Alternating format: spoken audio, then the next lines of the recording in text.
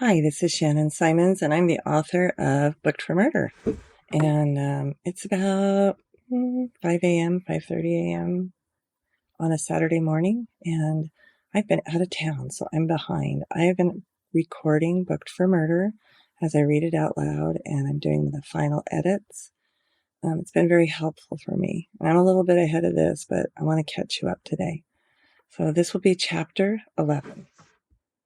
Again, please forgive me for the errors and the stops. While I'm reading, I'm stopping and catching any little thing before the book goes to print. Chapter 11. Let's get this party started. Xander stood at the west side of the pergola with the ocean at his back and his friends and their children in lawn chairs facing him. Ivy watched him nervous, remembering all the things she shared with Xander that could put her at risk of being found. He knew she was a research librarian from Harvard who left a bad relationship. He was brilliant enough to investigate her history, talk to someone at Harvard, or call the police to check out her story, which would alert Ian and destroy her new life. I should be more careful. They hadn't reconnected after her ride with Connor. She wasn't sure if he was jealous or if she'd done something wrong and offended him. I won't take much longer, Xander said. I want to give special thanks to Veronica and Debbie for volunteering and organizing our weekend together. He motioned to Veronica. Xander went on. I want to remind you that we will meet back here at 2 p.m. for our first writers class. All young aspiring writers are required to attend. Adults can join if they wish. If you have needs or questions related to your cabin or your food, please reach out to Ivy. Connor stood in the background, leaning against the post on the pergola, watching. He caught her looking at him. She wondered if he was smiling because they were now friends or because he knew her secrets too. Which meant he could destroy her relationship with Xander, her new friends, and her hope for a fresh start. She realized she'd taken a lot of risks. A woman and her husband joined the group with their small son after Xander finished speaking. He had curly red hair, black glasses, and wore a Ravenclaw t-shirt. Ivy liked him immediately. Discreetly pointing at herself, Ivy whispered, Hufflepuff. He gave her a thumbs up. Ivy, I'm Marjorie Benedict. This is my son, Franklin. How do you do, Franklin? Ivy said. Franklin pushed his glasses up his nose and smiled, revealing braces with green rubber bands. My Franklin has some dietary restrictions. He's gluten-free and can't have any dairy. Will you be able to accommodate his needs? Our Franklin is very special. No one wants to see him sick for the weekend. Miss Benedict was a larger, rounder version of her son. She smothered Franklin in a hug, and he smiled. Ivy liked her at once. Mr. Benedict was tall and lean, with dark eyes and hair. He stood back, away from the family, looking at something else. Ivy followed his line of sight to Debbie, who was looking back at him and blushing. Debbie gave a tiny wave. He nodded back to her. Honey, let's take our things to the cabin. We're in number 4, Miss Benedict called, bringing Mr. Benedict's attention back to his own family. Ivy walked to Connor. Were they at the reunion? He shook his head no. It was close to midnight before everyone was settled into their cabins, and Jenny put away the last dish. Ivy got the dustpan out and finished sweeping. I'm exhausted, Ivy said. You're a beast. You didn't even break a sweat. Jenny flexed her muscles. Who needs to work out when you're a mother and a gourmet cook? Let's lock up and I'll walk you to your car, Ivy said. I really should mop. Ivy shook her head. In the morning. My feet are killing me. All right, we'll have to get an early start again. What time do you want to meet? Jenny asked. 5 a.m. Bring your yoga mat or towel. I did yoga today. I stretched to reach things on the top shelf, carried heavy trays with perfect balance, and in half an hour, I plan to do an 8-hour child's pose, Jenny said. She gathered her bag and put her sweater on and waited for Ivy to turn the lights off. The night was crisp and dark. Ivy shivered while she locked the door. Where did you park? Back here. I moved my car closer while everyone else was busy. Ivy followed Jenny a short way to her cabin, which was tucked behind tall trees. Do you want to ride back to the lookout? Jenny asked. I think I'll walk. The air is wonderful, and I see a few stars peeking through the clouds. Jenny gave Ivy a quick hug. Today was great. She got in and started her van. Ivy stepped back and waved as Jenny drove out. Once Jenny was gone, Ivy took her phone and the one Darlene had given her out of her pocket and checked it, like she did twice a day. There was one text and one missed call on Darlene's burner phone.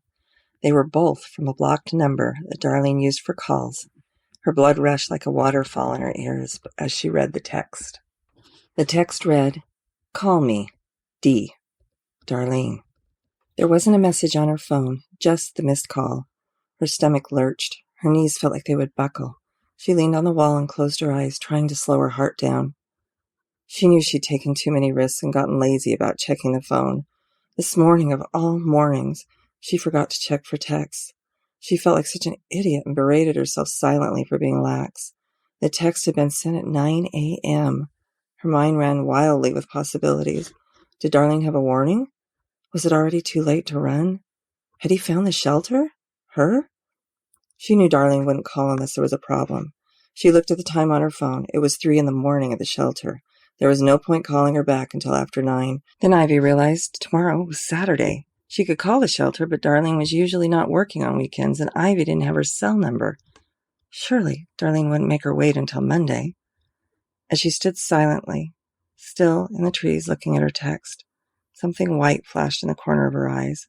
Startled, she looked up and saw the back of Veronica's white tennis sweater and Debbie's blonde hair. They were talking quietly and walking together again.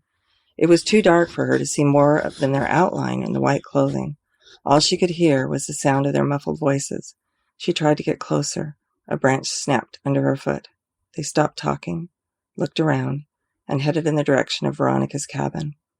When Ivy felt safe to move, she quietly and swiftly walked back to the lookout, while her mind was across the country, in a brick building, wondering what storm was on the horizon, and if it would bring the man who wanted to destroy her.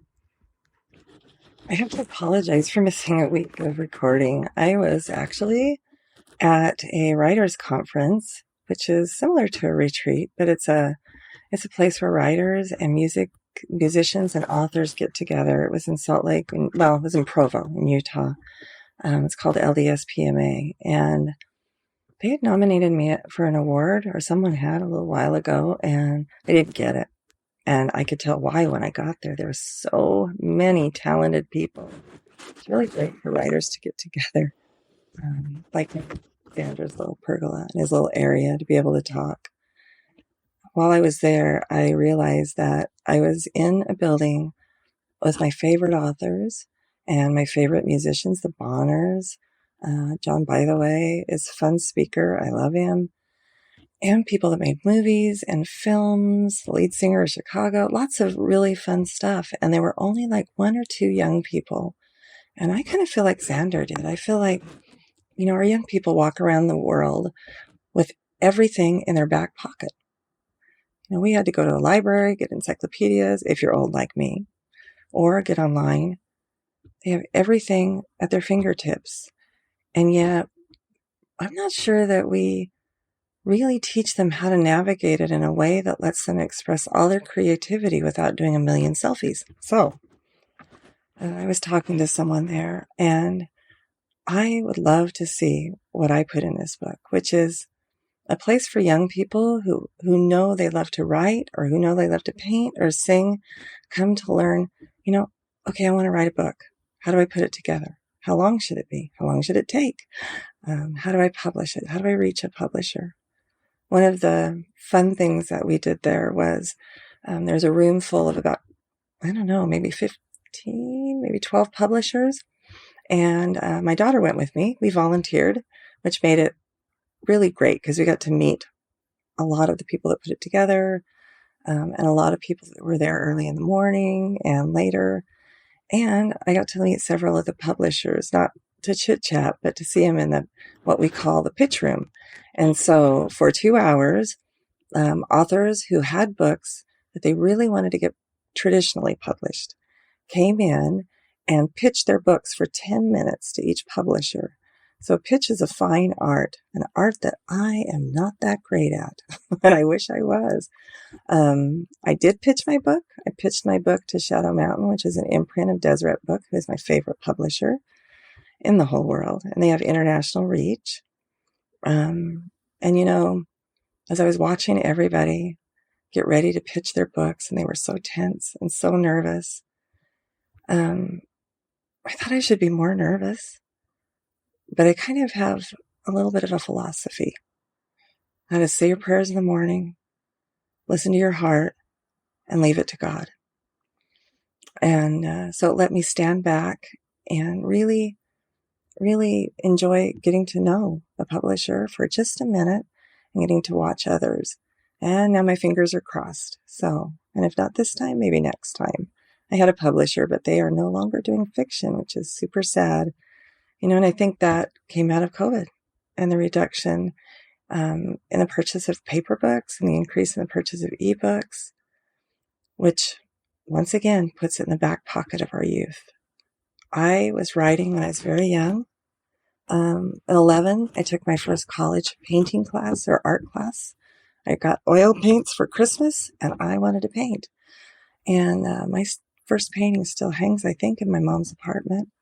And one of my high school paintings hangs over my desk because it makes me happy. It's something that was important to me. And I really was ready to put together a portfolio, but didn't even know I needed to. So I think I was in my 40s. I had a son going on a mission. And, maybe I was even younger. I had a son going on a mission, and I needed to get some money to help him pay for his trip. And I'd been taking a watercolor class because I'd kept taking art classes all for 11 years from a BYU professor that lived down the road. My mother did her laundry. I got to paint. And then I took a class up here from Royal Nebuchadnezzar. It was a pretty amazing author from Royal Nebuchadnezzar School, and from his, from another teacher named Christine. And I took watercolors. I did it because they're the most difficult medium to use for painting, at least for me. And I wandered with about, 4 or 5 of them down to a local studio, a local art gallery.